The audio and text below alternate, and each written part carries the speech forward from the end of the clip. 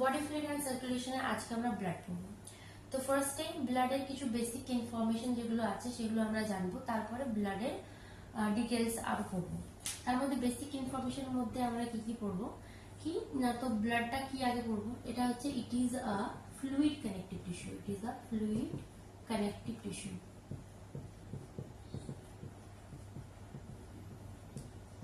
এই যে fluid connective tissue, এটা এই কানেকটিভ টিস্যু যখন আমরা টিস্যু চ্যাপ্টারটা পড়বো তখন আমরা জানবো যে এপিথেলিয়াল টিস্যু থাকে, কানেকটিভ টিস্যু থাকে, নিউরাল টিস্যু থাকে, মাসকুলার টিস্যু থাকে। তার মধ্যে হচ্ছে ফ্লুইড কানেকটিভ টিস্যু, মানে কানেকটিভ টিস্যু, তার মধ্যে ব্লাডটা পড়ে ফ্লুইড কানেকটিভ টিস্যুর মধ্যে, ঠিক আছে। আর এটা ইনফরমেশন জাস্ট মনে রাখার বিষয়। টিস্যু চ্যাপ্টার যখন পড়াবো তখন আমরা কানেকটিভ টিস্যু ডিটেলসে পড়বো, কানেকটিভ টিস্যু কি, এপিথেলিয়াল টিস্যু কি, নিউরাল টিস্যু কি, মাসকুলার টিস্যু কি, সবগুলো পড়বো, ঠিক আছে। আর একটা জানা হচ্ছে যে ব্লাডের ভলিউম, অ্যাডাল্টে, হিউম্যান অ্যাডাল্টে ব্লাডের ভলিউম কি কি থাকে। এখানেও মেল ফিমেল ভ্যারি করে। মেল অ্যাডাল্ট মেলে অ্যাপ্রক্সিমেটলি 5 লিটার, আর অ্যাডাল্ট ফিমেলে, অ্যাডাল্টের কথা বলছি, অ্যাডাল্ট ফিমেলে থাকে 4 to 4. তো মেলে হচ্ছে 5 লিটার আর ফিমেলে 4 to 4.5 লিটার। আমরা এটা কারণ হিসেবে একটা বলতে পারি যে মেলে অ্যান্ড্রোজেন্স লেভেল হাই থাকে, ফিমেল কম্পারেটিভলি ফিমেলে অ্যান্ড্রোজেন্স লেভেল কম থাকে।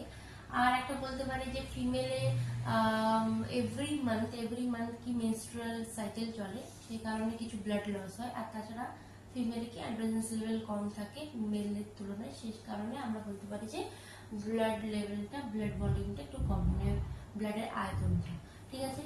এবার আমরা আরেকটা ইনফরমেশন দিতে পারি যেটা হচ্ছে ব্লাডের পিএইচ। ব্লাডের পিএইচ এটা হচ্ছে একদম পুরো ডেটা বেসিস। ব্লাডের পিএইচ আমরা সাধারণত 7.2 থেকে 7.4 হতে পারে।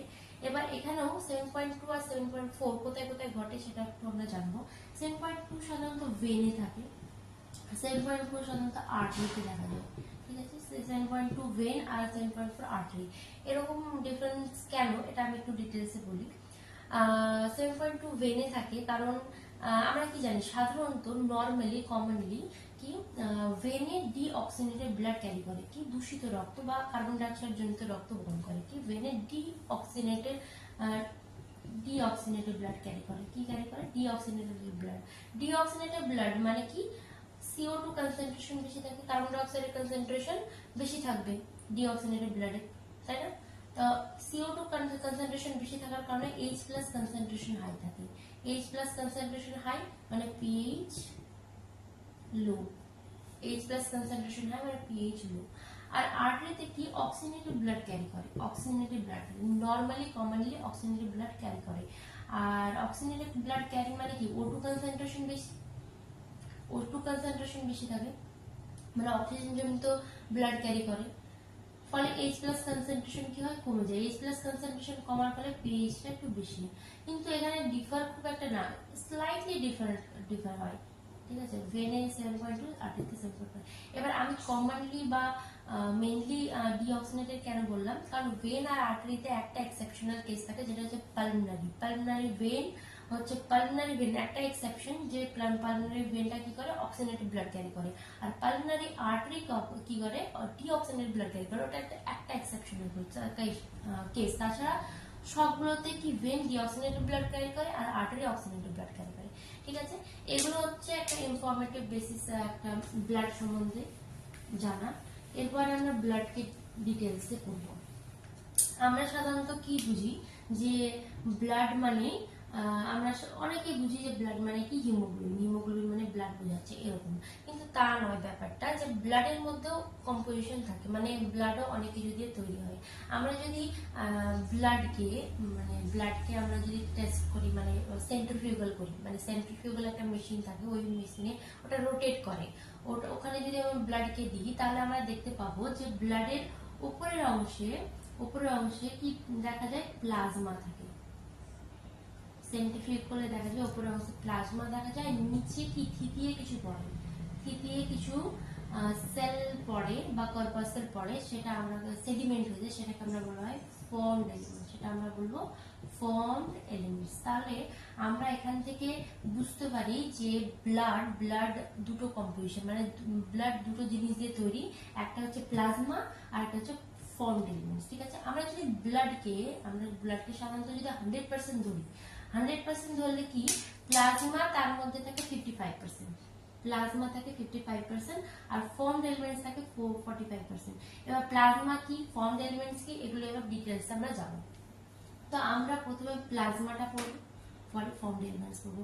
ফর্মড এলিমেন্টস মানে হচ্ছে যেগুলো কর্পাসেল বা সেলস, আর ব্লাডের প্লাজমা সেটা এখন আমরা পড়বো। তাহলে এটা বোঝা গেল যে সেন্ট্রিফিউজ করলে পরে আমরা দেখতে পাবো যে ব্লাডের দুটো কম্পোজিশন পাওয়া যাবে, ব্লাডের মধ্যে দুটো জিনিস পাওয়া যাবে, কি একটা ফর্মড এলিমেন্টস পাওয়া যাবে, একটা প্লাজমা পাওয়া যাবে। যেটা উপরের দিকে থাকবে মানে তরল পদার্থ, মানে ফ্লুইড যেটা পুরোটাই, সেটা আমরা উপরের দিকে পাবো, সেটা হচ্ছে প্লাজমা। আর যেটা সেডিমেন্ট করে মানে কিছু কণা টাইপের থাকবে, সেল থাকবে, কর্পাসেল থাকবে, সেগুলো কি সেডিমেন্ট করে মানে থিতিয়ে নিচের দিকে পড়বে, সেটাকে আমরা ফর্মড এলিমেন্টস বলবো, ঠিক আছে।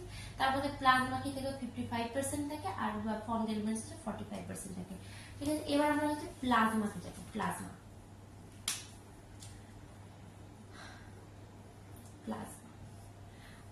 এবার ব্লাডে 100% ধরে কি প্লাজমা 55% হলো। এবার আমরা প্লাজমা যেহেতু পড়ছি পুরোটা, তো প্লাজমাকে এবার আমরা 100% ধরি, ঠিক আছে। প্লাজমাকে 100% ধরে প্লাজমার মধ্যে আমরা যদি শুধু প্লাজমার উপর মানে কনসেন্ট্রেশন করি, তাহলে কি প্লাজমাতে দেখা যাবে যে প্লাজমাকে পুরোটা 100% ধরলে 90 to 92% প্লাজমাতে ওয়াটার থাকে, ঠিক আছে। প্লাজমাতে 90 to 92% কি থাকে, ওয়াটার থাকে। আর এর মধ্যে যে 6 to 8% এগুলো হচ্ছে পুরো এনসিইআরটি ডেটাবেসিস, ঠিক আছে। 6 to 8% কি থাকে, প্রোটিন থাকে, ব্লাড প্রোটিন, যেটাকে আমরা বলি ব্লাড প্রোটিন। ব্লাডেরই তো কম্পোজিশন নাকি প্লাজমা, তার মধ্যে প্রোটিন পাওয়া যায় মানে ব্লাড প্রোটিন। তাহলে 90 to 92% কি ওয়াটার থাকে আর 6 to 8% প্রোটিন থাকে। তার মধ্যেও আমরা যদি এখানে এদিক ওদিক থেকে 1% মানে বের করি, তাহলে 1% এর মধ্যে আমরা ধরতে পারি কিছু মিনারেলস থাকে, তাছাড়াও মিনারেলস থাকে, সল্টস থাকে, তাছাড়া ফ্যাটি অ্যাসিড থাকে, অ্যামাইনো অ্যাসিড থাকে, এগুলো থাকে এক্সেট্রা থাকে। তো আমরা ওয়াটার থাকে, ওয়াটারে কি করবো, প্রোটিনটা পড়বো। প্রোটিনটা ভেরি ইম্পর্টেন্ট, 6 to 8% যে প্রোটিন থাকে, এই প্রোটিনগুলো কি কি, এবার আমরা প্রোটিন, ব্লাড প্রোটিন,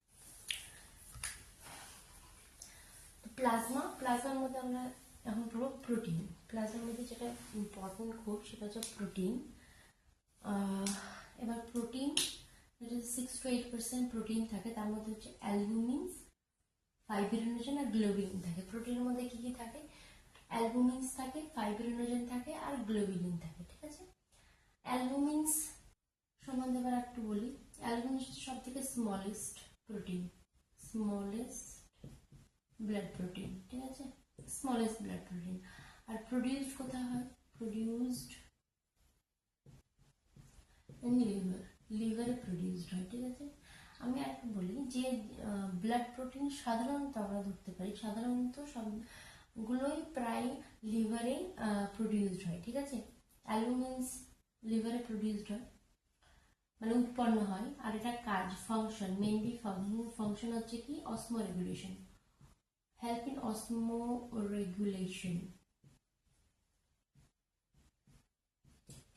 অসমোরেগুলেশন মানে অসমোটিক ব্যালেন্সে হেল্প করে। অসমোটিক ব্যালেন্সে হেল্প করে, বাংলা যদি বলি আমরা অভিস্রবণ ভারসাম্য নিয়ন্ত্রণ করে, ভারসাম্য বজায় রাখে, অভিস্রবণ ভারসাম্য বজায় রাখে, ঠিক আছে।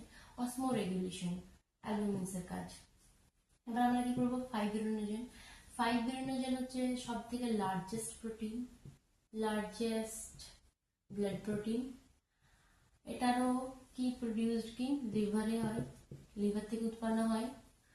আর এটার কাজ কি, এটার কাজ ফাইব্রিনোজেনের কাজ হচ্ছে, আমরা যদি পরে আমরা পড়বো প্লেটলেটস এর সময়, যে ফাইব্রিনোজেন একটা ক্লটিং ফ্যাক্টর, সেটা হচ্ছে ফাইব্রিনোজেন হচ্ছে কাজ করে ব্লাড ক্লটিং এ। কিসে কাজ করে, blood clotting A.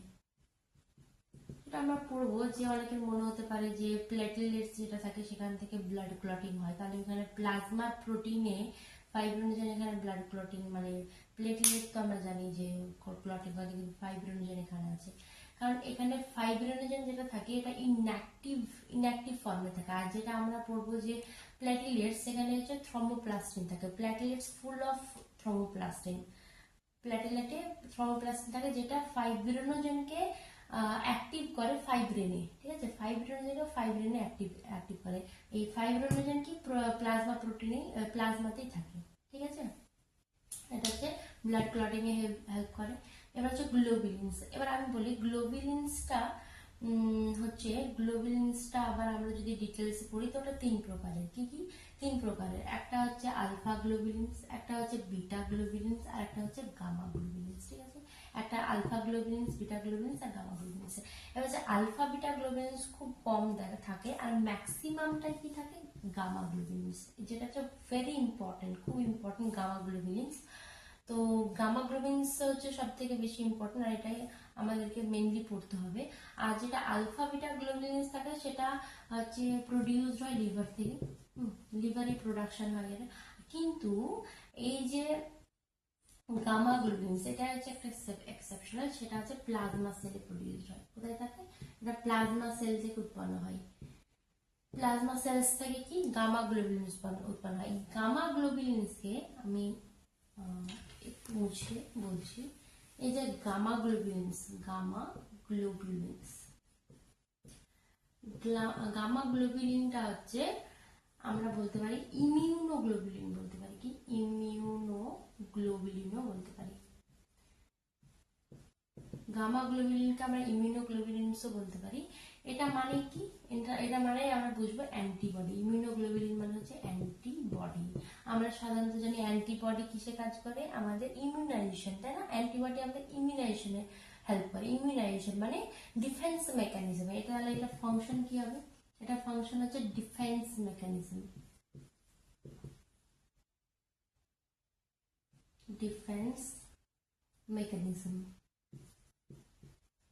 Defence mechanism or protection. Defence mechanism মানে কি? প্রোটেক্ট করা আমাদের বডিকে, আমাদের শরীরকে ফরেন পার্টিকেল বলো বা ফরেন হার্মফুল জিনিস বলো বা কি বলবো হার্মফুল পার্টিকেল, ফরেন পার্টিকেল, এইসব জিনিস থেকে আমাদেরকে রক্ষা করে। মানে অ্যান্টিজেন্স যেগুলো বলি, অ্যান্টিজেন্স যেগুলো ফরেন পার্টিকেল যেটা আমাদের শরীর চেনে না, তাই তো, সেটা থেকে আমাদের ডিফেন্স মেকানিজম প্রোটেকশন দেয়। গামা গ্লোবিলিনস আমাদের ইমিউনাইজেশনে হেল্প করে, মানে আমাদের প্রোটেকশন দেয়, ডিফেন্স মেকানিজমে কাজ করে। এগুলো হচ্ছে প্লাজমা প্রোটিন, ঠিক আছে। এগুলো হচ্ছে প্লাজমা প্রোটিন। তো এখান থেকেই থাকলো। কালকে আমরা ফর্মড এলিমেন্টস কি কি সেগুলো পড়বো, সেগুলো ডিটেলস পড়বো।